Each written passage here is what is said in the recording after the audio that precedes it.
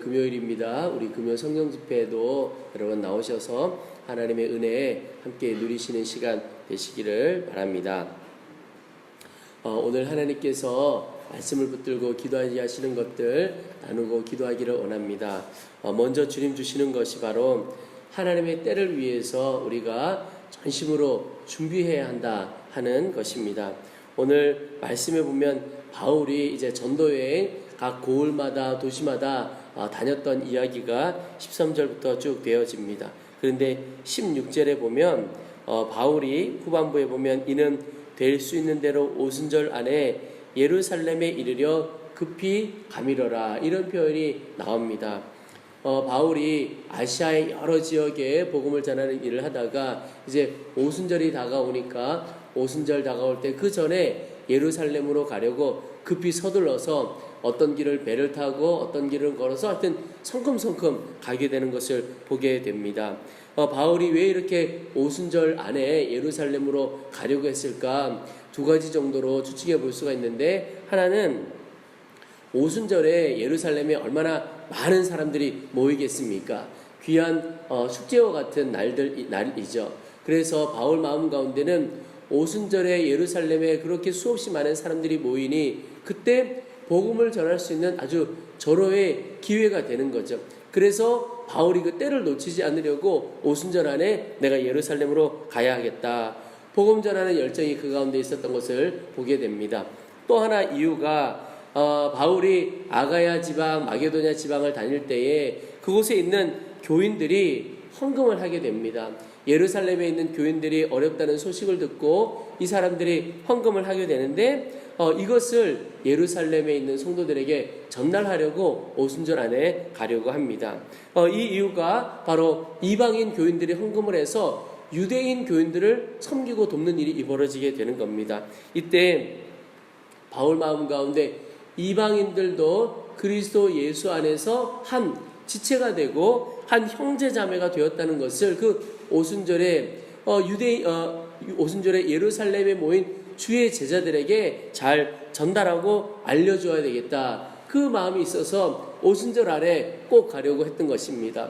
바울이 그 때를 하나님이 주신 때라고 생각하고 그 때를 놓치지 않으려고 했던 것이죠.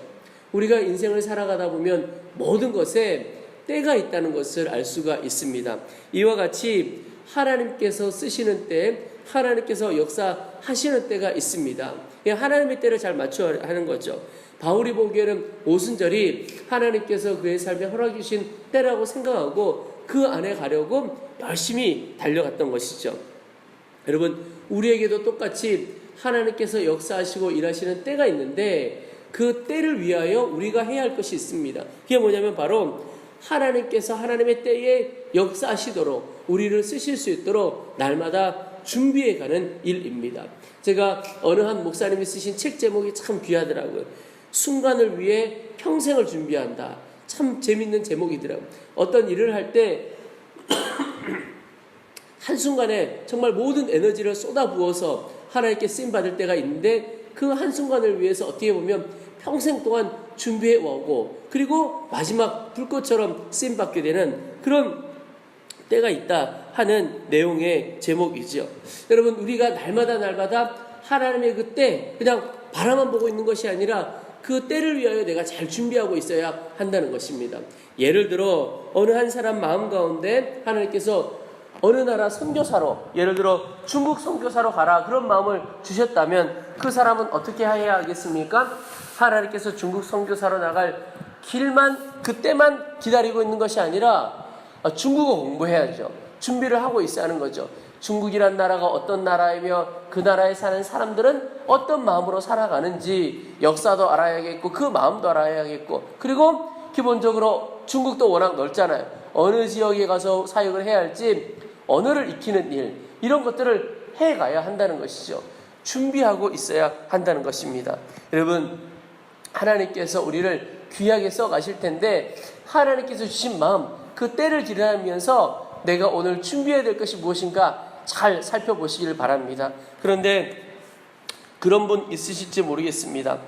하나님이 나를 어떻게 쓰실지 모르겠다. 예를 들어 어느 나라 선교사로 가라 그런 마음을 정확하게 주셨으면 내가 그 나라 언어라도 공부할 텐데 어디로 가라고 하시는지 알 수가 없고 앞으로 나의 삶에 무슨 일을 하실지 어떻게 하실지 내가 알 수가 없다.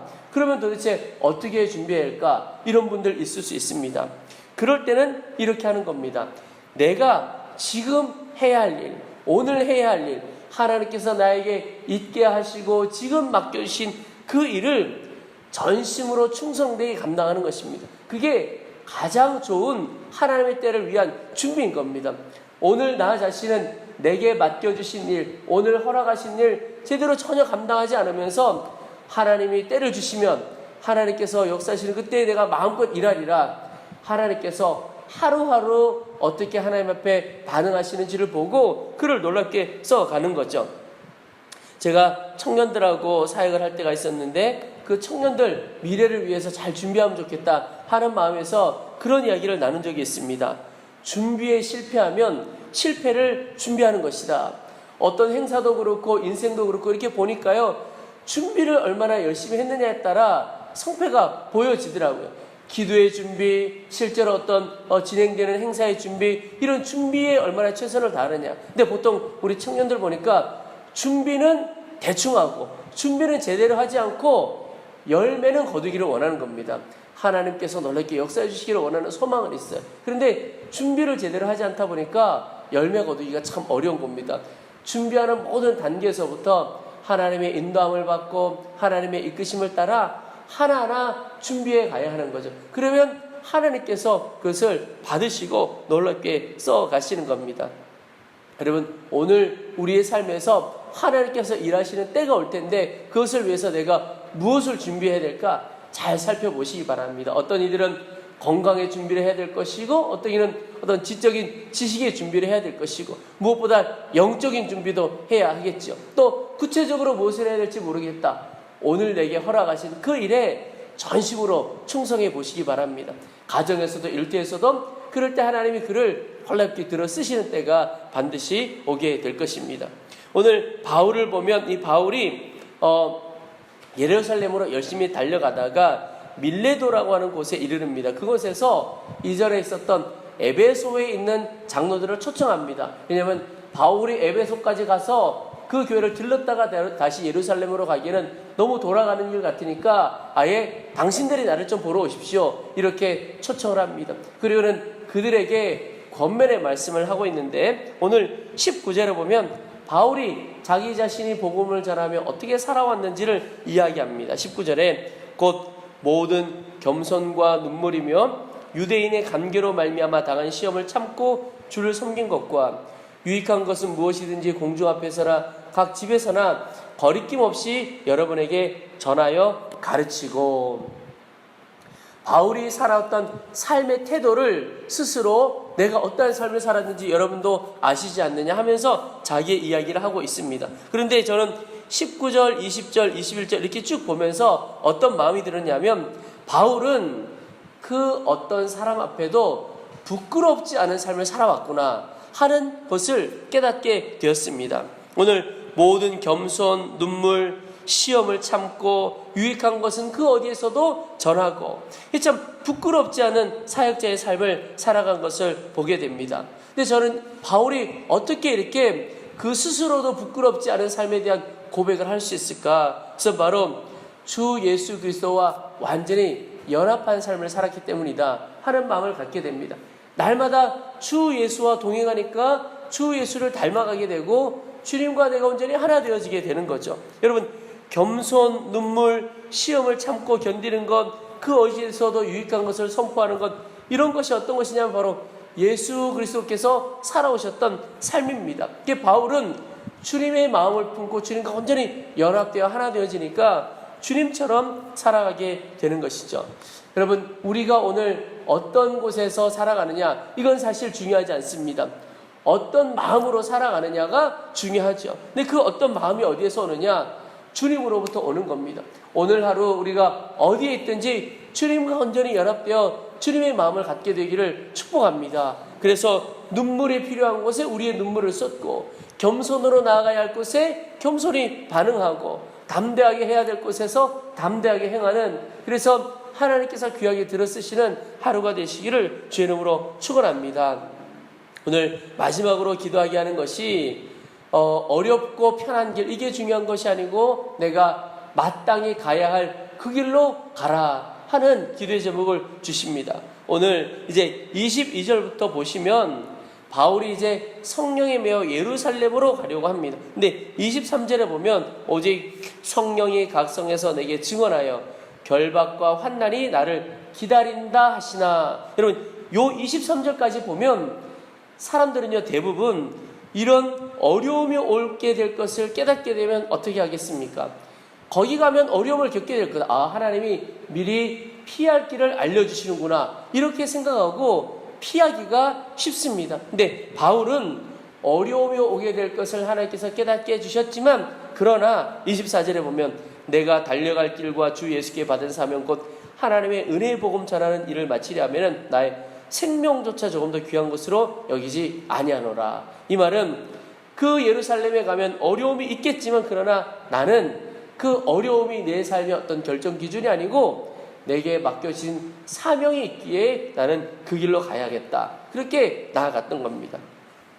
우리가 인생을 살아가면서 수없이 많은 결정들을 하게 됩니다. 그런데 그 결정들을 하게 되는 기준이 무엇입니까? 많은 경우는 내가 가는 이 길이 편안하냐 또는 어려움이냐, 이게 기준입니다. 그래서 어려움이 오는 길은 가지 않고 조금 더 편안한 길을 찾아가려고 합니다. 넓은 길 찾아가려고 하고 평탄한 길을 가려고 하죠. 그게 본능적으로 우리가 가지고 있는 어떤 결정에 있어서의 기준입니다. 그런데 오늘 바울을 보면 그런 기준을 가지고 살아가지 않고 오직 그에게 맡겨주신 사명이 그의 삶의 결정 기준이었습니다. 고난을 피하지 않았고 고난이 있느냐 없느냐 그건 중요하지 않았습니다. 결국 이 바울이 오늘의 이 고백처럼 결국은 예루살렘으로 갔다가 또 로마에까지 가서 순교하는 일이 벌어지게 되죠. 목이 잘려서 죽게 되는 그런 순교를 겪게 되어지는데요. 바울은 참 귀합니다. 고난을 보지 않고 사명에 붙들린 인생을 살아가게 된 것이죠. 여러분, 오늘도 우리가 똑같이 하나님 앞에 정말 담대하게 기도하기를 원합니다. 하나님, 고난이 있느냐 편안함이 있느냐 여기에 따라 살아가지 않게 하시고 내가 달려가야 할 길, 마땅히 가야 할 길, 마땅히 해야 할 길, 사명을 따라 결정하는 인생 되어지도록 도와주옵소서. 그것과 함께 기도해야 할 것이, 여러분, 고난 없게 해달라고 기도할 것이 아니라 하나님 고난을 피하는 것이 아니라 고난을 능히 이길 힘을 주시옵소서. 바울은 늘 고난을 피해 다닌 인생이 아니고 고난을 이겨갔던 사람이죠. 여러분, 오늘 우리가 주 예수께서 맡겨주신 사명 위에서 살아가다 보면 어려움이 올 수가 있습니다. 올 수 있는 정도가 아니라 반드시 이런저런 모양의 어려움을 겪을 때가 많습니다. 그럴 때마다 하나님 어려움 없게 해주세요라고 기도하지 않고 어려움을 능히 이겨가게 해주세요. 담대하게 기도하게 되기를 축복합니다. 제가 담임 목회를 하면서 개척교회를 섬겨가면서 보니까요, 어려움은 늘 있는 것 같아요. 한 어려움지라면 또 한 어려움이 오고, 그래서 제가 주변의 목회자들과 또 젊은 후배 목회자들과 이야기할 때 목사님 참 어려움이 많으시죠? 이런 이야기를 하세요. 그러면 목사님 교회는 어려움이 없습니까? 제가 보니까 큰 교회는 큰 어려움이 있고 작은 교회는 작은 어려움이 있고 잘 사는 사람은 잘 사는 사람의 어려움이 있고 또 연약한 사람은 연약한 사람의 어려움이 다 있고, 제가 보니까 어려움 없는 사람은 한 사람도 없고 어려움 없는 교회는 하나도 없다는 것을 깨닫게 됩니다. 그래서 어려움을 피해갈 수 없다면 주님 이길 힘을 주십시오. 그게 우리의 기도여야 하지 않을까. 그리고 그 이길 힘을 주셔서 이기게 될 때 간증이 있게 되는 것이요. 내 인생에 하나님께서 어려움 하나도 없게 해주셨다. 사실 간증 나눌 게 없습니다. 그런데 내 삶에 넘어가기 너무 어려운 산이 있었고 건너기 어려운 물이 있었고 다 닫힌 문이었는데 하나님이 문을 열어주시고 산을 넘어가게 하시고 산을 옮겨주시고 물 가운데로 건너가게 하셨다. 그게 하나님의 영광을 드리는 귀한 간증이 되어지지요. 우리가 담대함으로 기도해서 하나님이 역사하신 간증이 넘치는 귀하고 복된 삶 살게 되시기를 주의 이름으로 축원합니다. 우리 이제 말씀을 붙들고 기도하는 시간을 갖겠습니다. 첫 번째는 하나님의 때를 위하여 준비하는 자가 되어지기를 원합니다. 하나님, 날마다 주님께서 내게 맡기신 그 자리에서 최선을 다해 전심으로 섬겨갈 수 있도록 하나님의 역사하신 그 때를 위하여 준비하는 삶을 살아가도록 도와주시옵소서. 두 번째는 하나님, 늘 주님과 연합해서 주님의 마음으로 살아가기를 원합니다. 겸손하며 눈물로 모든 것을 참고 견디며 이겨내는 삶을 살아가도록 도와주옵소서. 우리 세 번째는 하나님, 편안함을 쫓아 사는 삶이 아니고 가야 할 길을 쫓아가고 사명의 길을 갈 수 있도록 도와주옵소서. 고난을 피하지 않고 그 고난을 능히 이길 힘을 우리 가운데 부어주시옵소서. 우리 주님의 이름을 한번 부르고 간절한 마음으로 함께 기도하겠습니다.